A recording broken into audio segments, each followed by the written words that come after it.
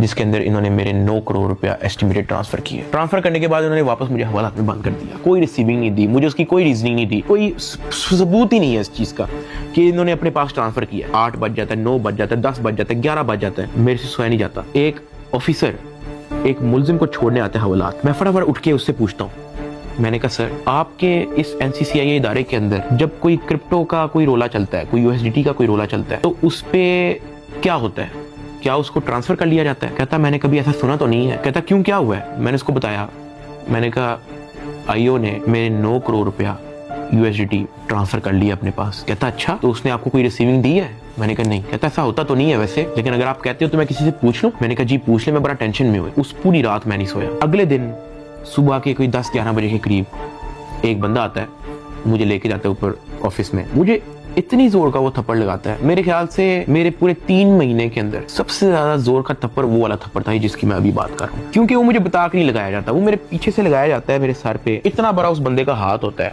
मुझे इतनी जोर का थप्पड़ लगाते हैं, मेरे यहाँ से मेरे ज़हन का मवाद, अंतरियां सारी मेरी आंखों से बाहर निकलने को करी ही। मैं इवन एक पॉइंट पे मेरा विजन ब्लरी हो गया है, मेरा विजन काला हो गया है, मैं बेहोश होने वाला है, इतनी जोर का वो थप्पड़ था। उसने कहा कि हर चीज बतानी जरूरी होती है। मैंने कहा कि सर मेरे 9 करोड़ रुपया आप ट्रांसफर कर लो, मुझे उसकी कोई रीजनिंग ना दो, मुझे उसकी कोई रिसीविंग ना दो, मैं अपना मुंह कैसे बंद रख लूं? इतनी सी बात पे मुझे फिर से एक और थप्पड़ लगाया। मुझे IO के पास ले गया। IO कहता कि यार तुझे अपना मसला हल करने का शौक नहीं है?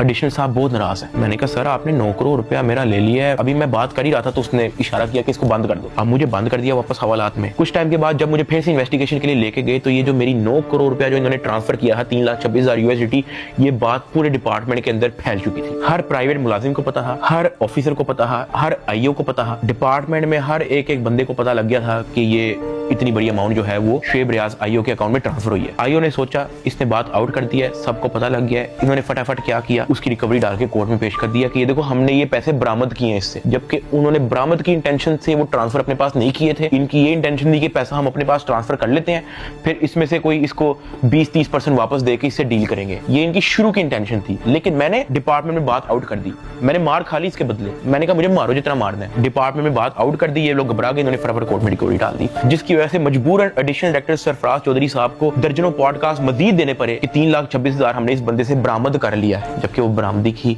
नीयत से ट्रांसफर नहीं किया गया। हाँ वो तो मैंने डिपार्टमेंट में बात आउट कर दी, तो फिर आपको स्टोरी बनानी पड़ी इसकी। 3,20,25,000 USDT कोर्ट ऑफ लॉ में सबमिट कर दिए। जब मुझे इन्वेस्टिगेशन के लिए फिर से लेके गए तो वहां पे एक और बंदा आया था अपने काम से, मैं आप लोगों को उसका नाम तो नहीं बता सकता, लेकिन हम लोग उसका नाम रख लेते हैं बिग ब्रदर। ये बिग ब्रदर जो है आपने वीडियो के एंड तक याद रखना है। वो अपने किसी काम से आया था, उसने मुझे देखा, उसने मेरे से पूछा कि यार डक्की तेरे पे केस क्या है? मैंने कहा एप्लीकेशन प्रमोशन का केस है। तो कहता कि तेरा मैटर कहाँ तक पहुंचा है? मैंने कहा कि मैं तो पूरी तरह ताउन कर रहा हूँ, मैं तो सब कुछ इनको दे चुका हूँ, मुझे नहीं पता कि इनको अब मेरे से और क्या चाहिए, लेकिन मैं तो पूरी तरह इनके साथ कोऑपरेट कर रहा हूँ। तो कहता अच्छा। उसने उसे सर हिलाया और कहता कि क्या ये लोग तेरे से कोई पैसे भी मांग रहे हैं?